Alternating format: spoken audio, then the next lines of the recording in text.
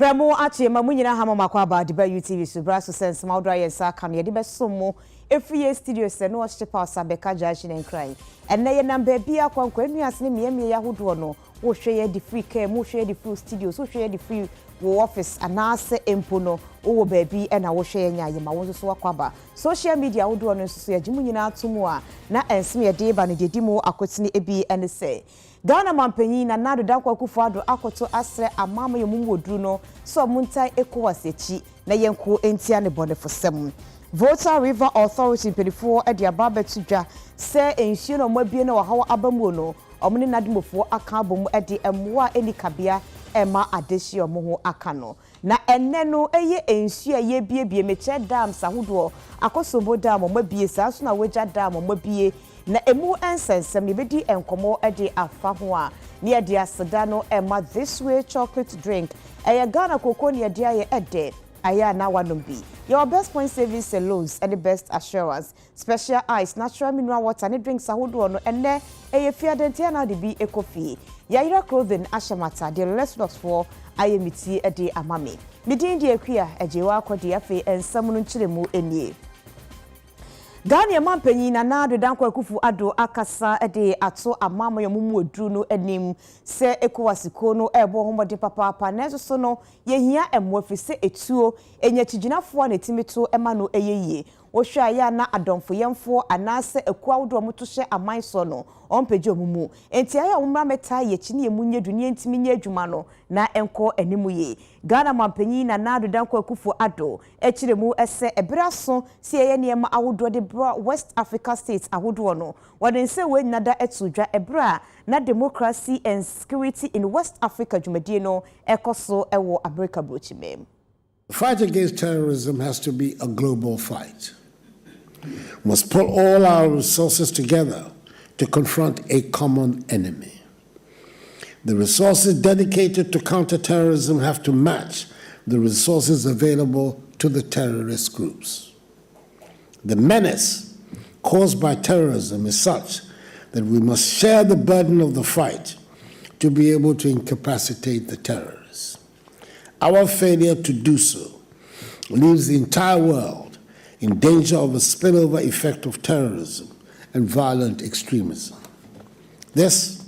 is a time for a global coalition of democracies, a coalition of the willing, determined to banish the specter of terrorism and violent extremism. The 11 member states of the 15 member states of ECOWAS, the 4 military-led states having been suspended, despite the considerable economic difficulties confronting each of them, have made clear their willingness to take the fight to the terrorists if they were sufficiently empowered. The terrorists, as we all know, were chased out of the Middle East and Afghanistan before taking refuge in Muammar Gaddafi's Libya, from where they fled across the Sahara to find refuge in northern Mali after Gaddafi's downfall. They have spread their pernicious influence eastwards and southwards, with the coastal states of West Africa their ultimate destination. They can be chased out of West Africa and the Sahel too. Foreign troops would not have to be involved. West African troops can do the job. The Accra Initiative is a good example of indigenous self-help. Comparisons, they say, are odious, but some cannot be ignored. The Russian war on Ukraine has elicited, according to my information, some $73.6 billion United States dollars in American support for Ukraine, $138.8 billion United States dollars from the European Union and its institutions, and $14.5 billion United States dollars from the United Kingdom. On the other hand, the security assistance from the US, the EU, and the UK to ECOWAS have in total, in the same period, amounted to $29.6 million.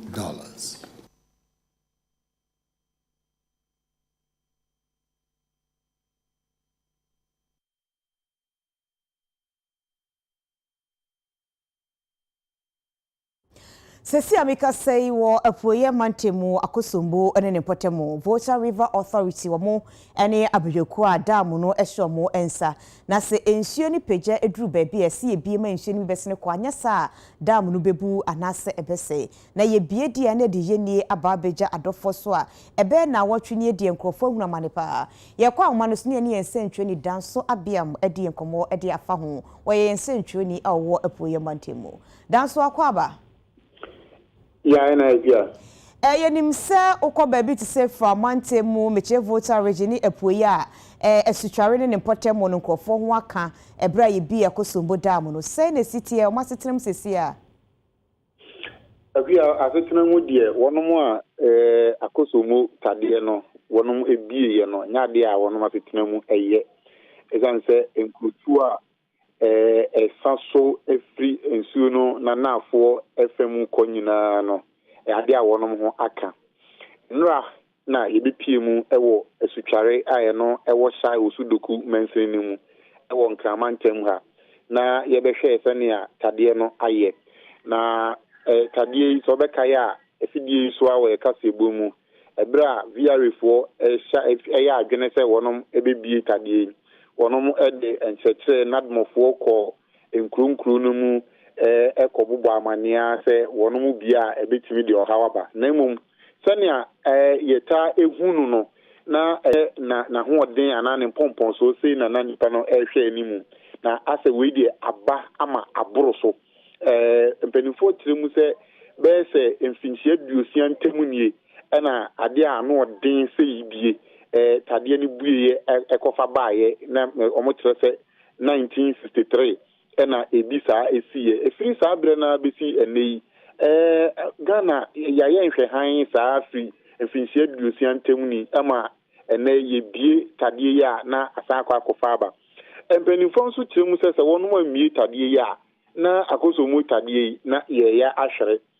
osuo to a asem osuo nso anto a na asem sebekaya mampani kofo abreso osuo yiwe ema yesesa asofo kodina osuo yi ho ebo mpaye ema osuo se ensuo nto na ebimrem wedie ato ama abroso mampani fo se wo ma mia ma nsuo na amkwa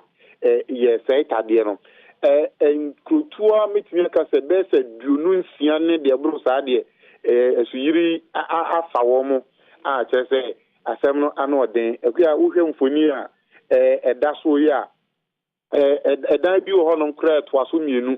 enso uhu ne nchanse a eboso ope ebi wo honom a eso akata kra a emu nipa nyina wonom abo asesa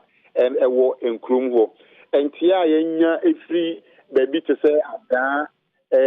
north town ene ne potem go nso ade a ha adwene yi pa empanifo akoto asre mampani se de asie no eburu mensini a wonom ewo nsuo na no a oha yato wo mo no so enti enka enye oman anyina asenhia esan se Chinese ni bi kura afemu ahwere ne nkwa wonom mo ye nsunam ewo esu fra wo so no baako afemu ahwere ne nkwa aya awe hosem a ye bompa ye se ye koyanim no ye nkote se nipa bi asan ahwere ne nkwa wo na ade a asayade na omanfo dodo na ho akwa ahotiremu yie pa ewon potemu ha ehwe videos ye unse asayade niema bia beso ma ye ma omu nsuo ne niema bi eno no ho ana de ba ye ho ana hyase nsuo na fire services for a wonom efri VRA de ma wo mo no anyina chese pump station a Ghana water for the pumping nsuo no ede ma enkrutu a esaso nyina no esuyiri afa pump station ni nyina yebeka se akodi nsuo na se enti mfidie ni nya adwuma na activity nsuo no aba abonten na afei nso senka nsuo kura twa na omanfo ni timi kosafra ni bi na ja ombenu anu amu a omo timi ede di wonu dwuma wo mu fia hodo na enam se ne asininti afa efin bola bia won chen ni ade enyina akogu enya ade obetimi asa nsuo ni bi na odi ayehwe eno ntino odumja edwumakuo no enam family members ne opinion leaders a wonu ewo empotem ho no mo opanyi ba ko a ono 2 franka de ma NPP amanyoko 2020 abato nimu owura Benjamin Nage wonom na wonom akam wa say fire service for eboa na wonom edi nsu ma krum hofo no enya de a nsu no eso wo mo esense nura nyina ewo krum no fire service for no mo koba sa na nso utum se nipa dodo na wonom ewo mpotem ho no ehia nsu pa anti ka ba ko pa ye de ma wo nsu no kra nya de a eso wo mo aya pa bia hodo a ewo ho a wonom ehia nsu wonom nyina ho atere wo mo ewo nsu yiri ho enti hagen ade ba ko a ewo asutware no eboa ye nkwada a wonom ewo suku esanse wonom suku adan na ewo be poso kakra nti nsu no enya emeduru ho ye bompa ye se enkaya aka esanse enya ne ntie se wonom edie apono no be se dunsia afi no ma bie mu nwotwe na nwotwe mpo na edi ewui na ne ombe bie dunsia ni nyina wie die ye hunu ne beba enti suku adan a ewo kokko so de amofra ne gusu a wonom ko school na mum womo mo bemben nsu na no ne anya de a wonom etimi akọ suku akosua de awo so mo nkane anso nyina jejina so anane so adundum enkane ade ewo ho enkane a ewo ho no mo nura no mu no edum kakra na nso na ayakoye obeka se normal power outage ya na nso esa ba ya enkane a ewo ensuo na eho akwatwe emanfomfuo enyina asai wono mo yen nsuo munam wo fra no so no nsuo na tweko etese de fikasemu so ahokyere nso ebe bapa wo mpotem ho no mu nyina yo yadase yeko yensentwe ni ho no mo eno nso eye ni agbo ewo from Montemu won so mo waka papa nya asem ketwen kankan ene north south and central town no enti ni agbo akwaba hello agbo utemenka metonka efia ni uta efia metonka aha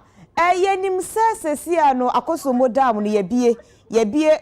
windows na say doors na makomakon 18 no ensuo ni mu apeja de abasoro ade hye ne ya mo nka ye mo anya hoboa bia na ensuo beto mpotuprum sei mia bia fo akyere ma yesi afere se omo bom nka ye ma last year omo hu se na ekono yade a ehu hia se omo bie ensuo no eti omo ye simulation exercise ma omo se na de kono but o makasa no na omo nim se yade a ebetimi ama abro so aba affect life omo kyerem se 2010 na omo bie ensuo no na so affect life bresa eti na omo nim se afin so sa na ebetimi akono eti yeba hanum se no nyama fo so omo ka kyerem ne se ye bia mu bie ensuo no ma ebesen na so anya de a etimi affect wo mo eti afidie ne de akwaya se no ma ya bo mo ka ye bo mo de pado mo nim se ya de a ebetimi aba bebresa eti no ifofima omo dana so sa se eba no omo so se nsuo no eba na so se ebe form sa ne de eba ni profuma na omo ananwe hu se nsuo no betimi afom ta yenhwe ne misa se no dada dwumadie no school kromu ni baby omo beda no se ne sitie so se sia no the schools no be pray e wo island so because of that no crampo no ye fizi se ma school ni bia enko school impo no won won island so ni baby so na fa omo ni nyina no se sa me ka se military for e wo grounds a omo di ekodo aba enye baby a enso na fa no enye honkwa na eye nsuo na so afa almost komuni nyina anti no bo se dance simukra na enso na ba at the window level ete de kudo abesiso a ekọ baby a ranfo wo na efe ya iba kweti omo efe de omo aba kroma bia enso no eni di na ekọ so the cancer activity that no scroll no omo to me enjoy life omo ni life upe gani ato okromo akra unya because aye oha bebre oha pa e okromo hanuma ubedu mepe okromo hanuma opia pia finifie mu ebepoa ahwe se o minenu a omo akọ ha we mu no ometimi eyi wo mu nti bibia nkoso e okromo ha bibia nkoso e okromo ono mu no omu nsuo nsuso te se because ye kwasu tware no na che se ho mu nsuo no munya bi no kane ye de na ebisi so na eso no munya nsuo no mtimpenifo de nsuo abe ho nso se na nsuo nsankan ne sitie so ya ka me pe han mu dia last na VR any nadmo e call adidome nsuo no so na ye no after 3 district north town central town and south town na eka no ye de relief items bi akọ adedom me ya che ama wo na so ye tene se adedom me pe han mo se de enya dia won sa etina ka relief items bi eti o mo so wo apili se mbe so te na me ka say bia efo aba efe na won wa teye mu se nyama akika ho ya so mo de ma victims no e na kwan so ba o mo de be ma o mo ti so de enya dia won sa akedi jo mo ene wa ma ne bo se nyame ya dum obia emfiri ne nkwa wo mu obia is safe obia ensure the business ka say ye nyan ye bia say obi ewu ana say revisa ana so people epra na so wo de there because ye yi wo mo e de wo ba business be ya obe ye safe jo ya da se ene wa ma ne bo ye de nyame asese obia ho nkaye ye se ntwedi ni agbo ni ete ne ka free mepe eno no ewo from Mantemu eye Akosombo dam no ayebie no eho ensema na numu na Volta River Authority omuni nadumo adwumako no aka wonti apamo ama wona omo akire womo ewapoye eni from Mantemu no ye boabo mo ebra ye bie dam no ama ensuo eyiri fankrofo no. Every year bia no your inflow season you capture a good dam no na me acha ensuo bebre eye this year na enso no dam no so wo eye ne capacity betumi I say a container. It say I see it to me you releasing so ni bi. Na dam no air then ejina enya problem bia. Nti ene na yo mu. Na yes anu so your protocols are here. Your phase 1, your phase 2, any phase 3. Ni nyina jina nsuo a eba. In this is here no. I started with the phase 1. I started by say about 3 weeks ago. Your microphone in our ground. Yeah, hwese na ebetene ewo down south I say na still so no eguso eba dam no epija eba ne sanu na esi eko phase 2 it is here phase 2 na yewo mu sisi a chese yespele areas ensuo ni bi befa ebetimi aha wo mu adan areas na north central south areas enunti na ende ye nadmofo basa wo se eba ha ne beboa na yeyi ni pefri baby omuti ebe ha wo mu na baby wo ho bia affected na yeyi na firi ho na ko basa nso na e wo se yenya relief items e de boa nipa na VR for ya de a o mapa abeboa ye with relief items. For us beyond this I think that VRA should look at resettling our people at higher grounds with some to resettle them permanently because when you look at the situation, most of our people are living in these lower grounds. We definitely, if this thing happens again, this situation will still reoccur. So the permanent solution is that VRA should consider resettling these people at higher grounds in the near future. Number of people that are suffering from this spillage in terms of potable water, I can tell you the whole district, which is about 78,000 population and beyond. And we serve Adakulo, we serve part of Agotimesiope, we serve part of Norton. So this treatment plant we see here, this is just here, is serving about 4 or 5 districts. We are indirectly going to depend on the lake again, going back to the lane again with the high speed of water, the flow of water, which is also risky for people to access. National Chief Imam Sheikh Osmanu Shaributu akasa de atuja se konsheni kronkron eye Muhammad na wodano nyakopon eye adomo a eye October na se ehini meda etosu edu enan eno mo behwe edi akeka ho ensemo a esi eda memenda. On the 14th of October, that's coming Saturday 2023, having greeted you in Islamic greetings of love, peace and fraternity. This celebration is an age-long celebration, and Ghana has also been celebrating this over the years. The purpose for inviting you this afternoon to give you this briefing is to address certain issues of concern that has been bothering the mind and the spirit of the eminent National Chief Imam in matters that relate to the celebration of the Mawlid, which we are yet to celebrate. 1, political innuendos or provocative political remarks which are likely to attract unpleasant responses from political opponents. 2, noise generated by such remarks among grassroots activists of political parties. The tendency to turn the Mawlid grounds into a political campaign grounds is something that is of major concern to the eminent National Chief Imam. Interference or behind-the-scenes suggestions intended to influence the conduct of the program is something that is of serious concern to the National Chief Imam. Display of party paraphernalia and other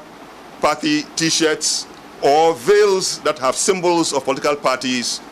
are issues that are of concern to the National Chief Imam. Overcrowding of the inner space of the field of celebration is an issue of concern to the National Chief Imam. Noise making, booing at any important guest of the National Chief Imam. The Chief Imam has respectfully invited very important personalities, and it will be an affront and an abuse to his dignity that you disrespect and disregard his guests. The Chief Imam wants to sound this note to anyone who listens to us that it is a violation of his respect, his dignity, that you disrespect his guests at such a very holy and very important ceremony.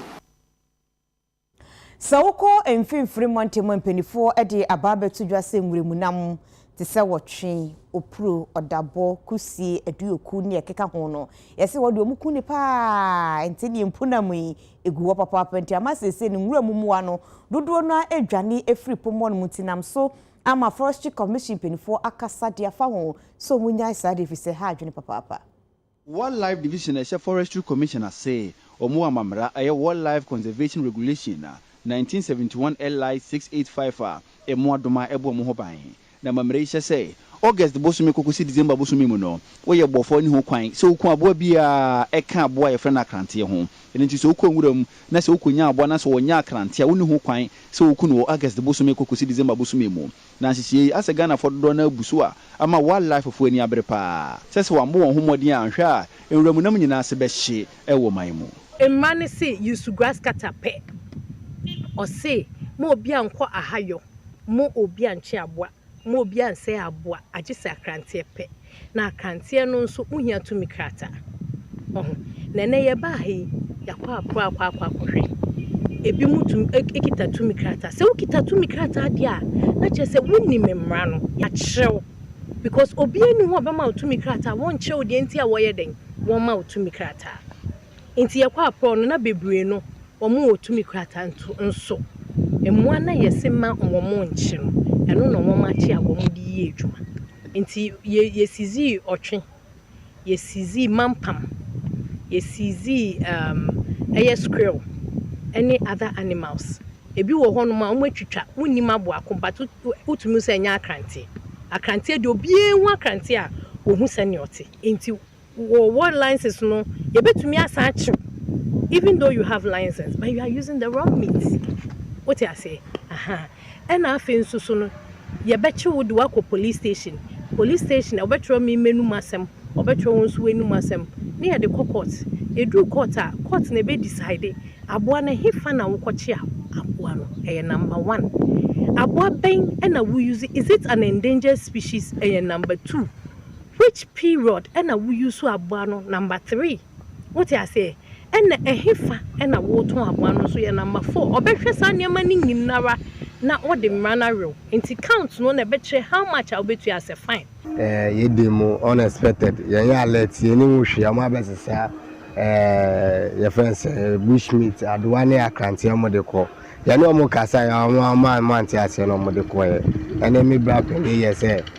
okwo woni mo akakasa but okwo ene so mo say still mo nti ye be say ye hu say ye mbra say omutumi ye sara lan say we twenyi say mo e for peti nti say ye tua wansan ye tua ye na maguo na me ya sto gu fridge na me ya to gu 3 months o ma be sesa nam nya de ko. United States International Development Finance Corporation pedifo ya no mutwesika ede boahwe mampuntu yekoso Ghana nyame adom yanyamu be $50 million a empedifo kiremu se eyade bebeboa ahwama adwade ntotoye akosoye America bana musini ekasa ye fa adwumadi ne ho America ban ya ne so beboa bi man dodo na ama ba won data ho nsem kaya atumi akoyie na bɛfo kwan yɛfa so yɛdi dwa akɔnkan na so ɔman bi nso ɛpɛ sɛ ɔfa bɛfo kwan so no wɔne bibi man bi di nkita ho a na ɛno nso atumi ayɛ fo na aboa ama atumi akɔ so ne saa so nti America ban yɛ ne sɛ sika dosopuo $300 million ɛna dwumadi ɔde ba bɛhyɛ mu a ne fedi kan $15 million deɛ Ghana yɛnsa aka na Accra Data Center ne mpinfo ayɛ ne sɛ trade fair la Accra ɛna obi si no a wɔsi nso no Ghana ban digitalization agenda no ɛda na kwan so bi pɛpɛɛpɛ na nya Ghana nko a ɛna data center bi nya so emfaso bi Abidjan, Lagos, Cairo, Casablanca, Johannesburg, Cape Town sɛna amahodoɔ no ɛna obenya so emfaso bi opanyin osi America man na mu o my Ghana Her Excellency Virginia Palmer ne kasɛm no na wɔkyerɛ mu sɛ America ban yɛ sɛ obɛyɛ no betumi bia de abɔ ma my Ghana yɛman yɛ ne sika ho nsɛm atumi akɔyie. Vice President Harris talked about when she visited Ghana and announced then that we would have a digital transformation Africa initiative, and we have agencies across the U.S. government working to support that. We want to improve access to agricultural and weather data. So USAID is supporting the use of ICT-based tools to help smallholder farmers manage their operations. There's some partnership with Google, an American company, to predict weather and prevent people from being subject to floods, but better able to process crops and avoid damage to harvest loss, that kind of thing. We want to streamline and digitize customs processes and business development services to improve revenue collection for the government of Ghana, reduce losses, and increase investment in high value. Part of a U.S. trade delegation, we hosted 7 U.S. cybersecurity, technology, and service providers. And they met with local partners and government officials to help address cybersecurity threats in Ghana. So we hope that there's more business there, and the data center will only stimulate that. Penny Kwanchire for the U.S. Development Finance Corporation and no Scott Nathan. It's America buying It's a key to President Biden and the G7's initiative for the Partnership for Global Infrastructure and Investment is to provide this kind of high-quality infrastructure that countries need without burdening them with debt, because this is a private enterprise where we're lending to a private company, an African company, to accomplish this. It's respectful, it's high quality, it's in line with local laws, conditions, and needs. Chief Financial Officer of the Africa Data Center no Edi Majuma Ekua Data Center mu bɛyɛ ho adwuma Finhai Munzara echeche mu sɛ na dwumadie no ɛbɛkɔ edi afa. We have a vision to have a digitally connected future that leaves no African behind, and that really data centers are a critical part of that infrastructure for internet connectivity. I must say, though, that the initial phase, that's just the beginning. We do plan to expand that from the 5 megawatts to 30. That will be done in phases. That will be done in lockstep with the demand as we see it. As mentioned, Ghana is becoming a regional hub for data traffic and connectivity. So we expect that the demand will be there, and we'll continue to build that to meet that demand. So we share African continent where we say, baby, I store data and technology in Ukraine. Sometimes you store into the data center, they Abeka Trade Fair Redevelopment Project no. Ebeboa ama yen kasa ye technology no so atupon. Ewa nti ye de ye ni ajepa se ADC4 Ebeka Trade Fair Development no. Ehini mi anase October busum ye de si wono mu se kokramatunufo mu ehon senkaye ene ho ahotoso eda ntenamso ama Breska International penifo ede animu ama ya nanti asentu yempumu abodaru akasa chim se breast cancer no eguso a eye adwuma nase hohonomo enti yenhwe ne mo ye ho ban omo akasa chechim niema bi ye no kra ne enye no kra ewo sa kokram hyehye ahodo no ho. The person ye ensisaye ye nyansisaye ewo breast cancer sania ye hunu sesia na je say ye niema ebeboa ama yi saa ehu ene fere no afi ho nkrofo bebre gusote asori fie a omo enum niema omo de niema srasra nufo ne so say omo adwen ne say breast cancer no ebeko.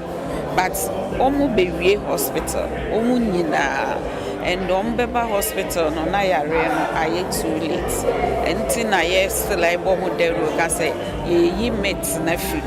na yare no ya pa hontama yɛhu sɛ ɛnyɛ hu bio ebinom anya ma ɔmo ho atɔ ɛno nti na survivors no ɔmo ɛho hia yɛ paa no cigarette aba nansɛn no ɔmo acamouflage no ɔmo de flavors bi ayɛ afra nti obi use koraa n'adwen yɛ ne sɛ ɛnyɛ cigarette but yɛpɛ sɛ yɛtwe anuanom adwen ba so sɛ shisha ɛyɛ cigarette ɛnyɛ ma the non-communicable diseases to say hypertension, diabetes, mental health and all the cancers nti so obi ɛɛkɔ no mu a na sɛbe wadwen yare a ɛbɛtumi atwe ama no no ɛso ɛnyɛ cigarette nko a excessive alcohol consumption and also nye afei anwa aduane and also research abededi say fast foods any anwa aduane bebre no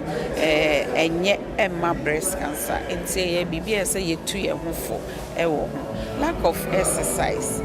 and also enye emma ye na de ba ko a ye Ghana breast health study ebededi eye niema ema ye de poye say ye nku say ye panio say ye tablets o ye de poye ho pese ye abrofo and also eye risk factor ema breast cancer. You want to live long, you want to achieve your vision in life, you want to achieve your heart desire in life. At what age do you want to achieve it? How old do you want to live on earth? If you want to live long, if you want to achieve your vision, then it's better you get yourself away from alcohol, from shisha, from cigarette, and from hard drugs. Na wukun wa hen se na America me kun jami nti doctor mama me ye biopsy otie no funi bi ko ye hwehwemi ba na o se ye cancer nti o mama me bo chemotherapy me ti we tutui me wie na o ka chem se Joyce wa kwa bibiduro ti we no funi asa ti se me twa no funi fuo nti 11 years ni 17 good years ye both mastectomy just both mastectomy na yi no fumi me nyina afri ho me busu anya na po bi because someone say once I want breast cancer, they would even tell you as a check. In the doctor be disrafi. Or no mammy dabre, or show me a second mother. I'm a me treatment in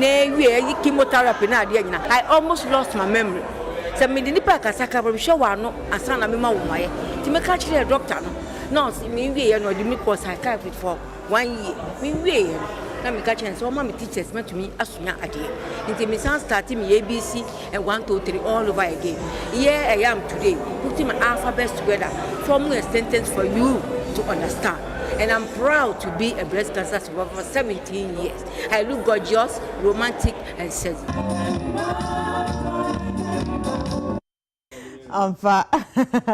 Yet akasi ebore so edi akoye nimu a wona mo ehwehwe wie mo akwantu hye ahodo so no penyina wada no akasa de akire abanu senke beya omo modern so be mo akade no mo di aye adwuma yi na maniema akoso edi ama oman ni nyina. Policy makers, our lawmakers to fund science, and especially to fund the Ghana Space Science and Technology Institute. The president has been here in 2017, and then he commissioned this place, and we want him and his ministers to dedicate much more funding to this place, to lift this place up, so that we'll be able to reach the goal that we want to reach. And the Ghana Space Science and Technology, the president has been of very good help to us. He just signed the space policy, but it needs to do with the launching and then some funding for the place to become an agency, and then we want more staff to come in, more scientists to come in, so that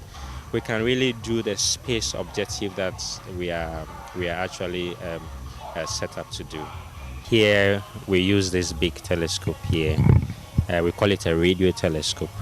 and we use it to observe or to take experiments from objects in the sky, like the stars, the moon, the planets. Beyond the stars, there's a lot of other interesting astronomical objects there, like pulsars, active galactic nuclei, as in new stars that are being formed that you cannot see with your naked eye. So we use this telescope to take Space Science and Technology Institute ya bae no amo bebre no monte yankaye na this week from Monday no ebesi next week World Space Week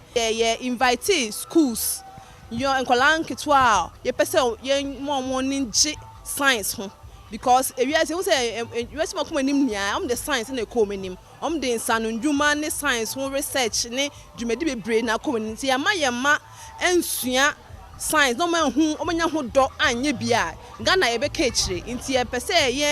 ye ho hu de Ghana ye wo nti onyi na so pedwuma bia ya enkoye doctor nurse teacher soja nko aba we bi na dwuma hwede wo wiase amanfo so ye no motumi apa no so bia ye aha hia sika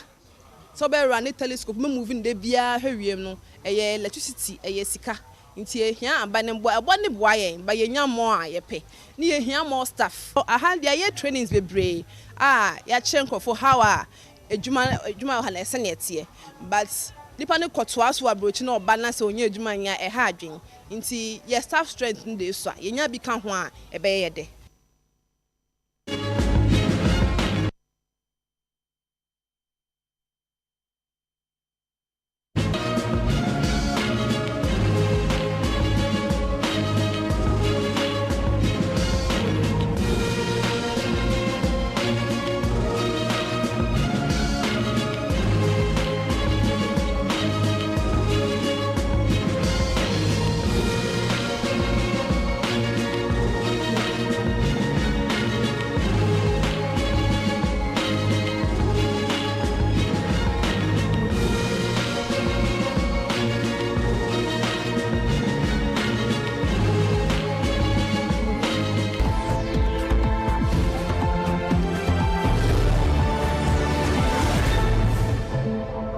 Yama yanwu akwa bafie de kasebo no eko yempotem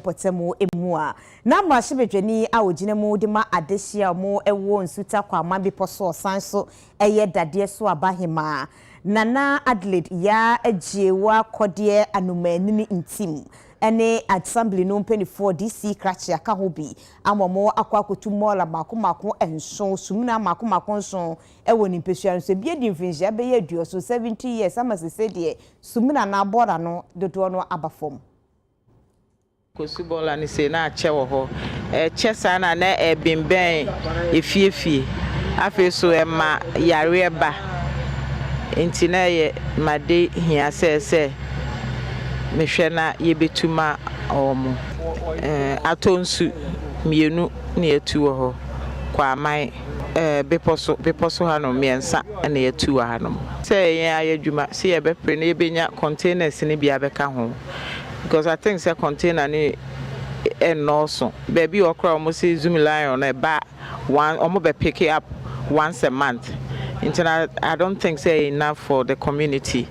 Ti yebedi hu djuma ye ni zoom lion for no bedi hu djuma so mbenya containers no dodo abesisi ho because ya anya ne saa enche ebesa ba begu ho mo ba na se container BNC ho a no mo de ball na begu form weda MP so ase isan say ye ball na ye face problem pa ye ko how mu o fia ye police station executive for ye say unit committee to o fia complaints bebrebe say ball no ayema so ye nya ba bi mfa ye nya toilet nkoso entontom yen tina ma problems na do so bye committee for assembly members for ye ya desrede ekoto MP anim no ono so atie na supreme na no pay amaka aba ya tu bola na ye di kan akotu bra kwakunu mu hode eye pumpunu so de ye di kan akwa akotu enu ye wie so ye konzongo eno so yakwa akotu ho no mo de a ni nyina so MP edi akire na ye wie so yaba kotokuom de kra na adwuma kese pa so MP ada romanti anopa ye gina ha no mo a MP kan ye ho a machine so wo bola no so a eye so adwuma sida kese be ma honorable MP nana waboa ye papa evisa ade ba ko a edi kuro nya eye bola ama ye nya wo hawo bebre aye enyarewa ebra nana aye adom ye de to nanim na waboa ye ama ene board ahodo me ensa na wo tu no we poso krodua mu a hye kro na ni mo nyampa na me giri se ebetumi aboa ama bepɔ so ya ho dide atimi akɔnanim ya ka se ya ka problems na ne ye bibiri enwansa na atia to see environmental problems pollution ne de keka ho nyina no problem kɛse a in fact na ɛha abonkusuman pa ya ne ahemfo no na odikro ane honorable justice atu ho na mom bibiri nanso so antimi antentam na ene de honorable bɛka yɛn sa o ma yɛte sɛ ne obɛba na wa bedi hu djuma amaye in fact amaye ni age pa na ye koso se awrade nhira no na djuma pa wo de asi na ni se wonye no emram na entimi mmoa oman ni nyina croford aye toilet a omo ni ano pa wie nwumre ndi bola yi a mo abetue mo adom ye pa sa ne ma ni nyina be firi ho amaye Jeko amnoni ensemu se Gaza papreso ehwo no mo edere ye nyasem ketwefu se Israel ni Palestinian for no ede abo eni nyasem ketwa na sesi America say enipa beye opepem ba 1 million eno mo edi nsenseme ewo Gaza papreso na Israel for de betu dwa kire mu sesi no omo sa kenyo mo biem eno nti no ye ma aye Palestinian adehye ne beye donhwe no aduonu na 24 hours omo tutu mfi baby omo tete wo Gaza papreso kope baby bom ho adwa ena mansaka mu ko ne si oho adai obi tu fie kura mpo na wo tu ama ne bebo so miensa na mo de donhwe aduonu na 24 hours de dabai eno be ni niema awie nti de omo ye no eyade bia enye a entwa ya ewiase akasa de atua na so Israel for se